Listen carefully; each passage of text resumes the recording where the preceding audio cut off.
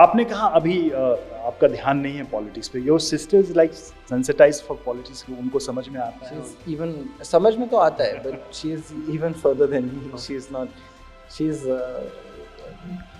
The more studious one.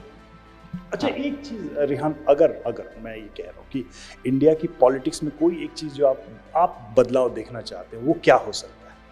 जो अभी सब कुछ चल रहा है, जैसा कुछ चल रहा है, उसमें क्या बदला?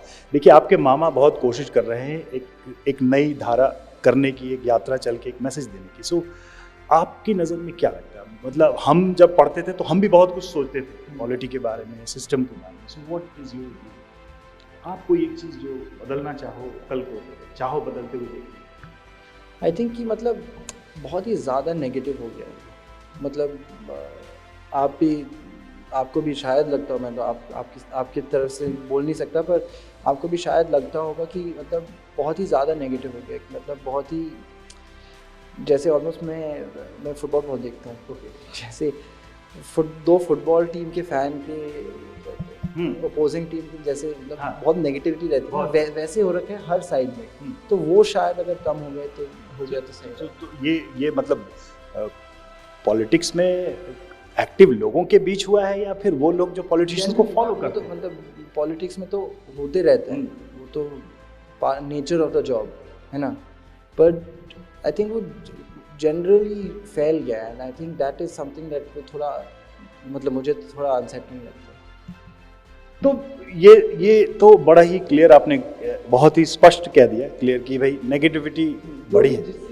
तो हम तो एक यंग इंडियन से, एक यूथ से ये जानना चाहेंगे कि भाई इस नेगेटिविटी को दूर कैसे करें? बाकी लोग तो कर ही रहे हैं, but like what could be there? भाई हमने देखा कि भारत जोड़ो यात्रा में ये बात कही गई कि लोगों के बीच प्यार का संदेश दें, है ना, कंपैशन का संदेश दें, तो शायद इससे चीज़ें कम हो. ये मैसेज वहाँ से भेजा जा रहा है पूरी सोसाइटी में.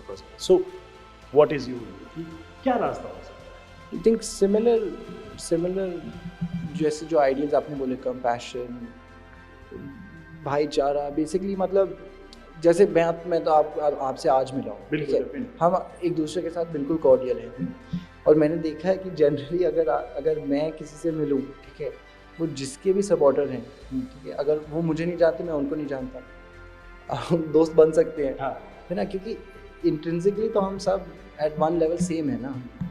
तो वो आई थिंक शायद कभी कभी वो टैग्स जब लग जाते हैं तब ये थोड़ा सा नेगेटिविटी आता है. तो हाँ, तो आपको लगता है कि हमें टैग फ्री रहना चाहिए? हाँ, basically that is what I think, कि हम ऐसे हैं वैसे. राइट.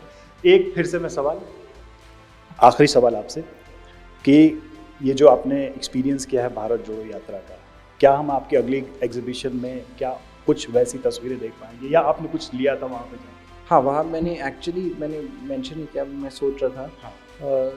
मेनली तो मैंने वहाँ जाके फोटोग्राफी की. तो वो हम अगली एग्जीबिशन में देख पाएंगे? I think so. हाँ. तो कहीं अगली एग्जीबिशन का नाम भारत जोड़ो ही तो नहीं? नहीं वो इट कुड बी. हाँ, वो तो नहीं होगा, पर वहाँ से फोटोज़ तो शायद अगर थीम में मैच होए तो मैं डाल तो दूँगा.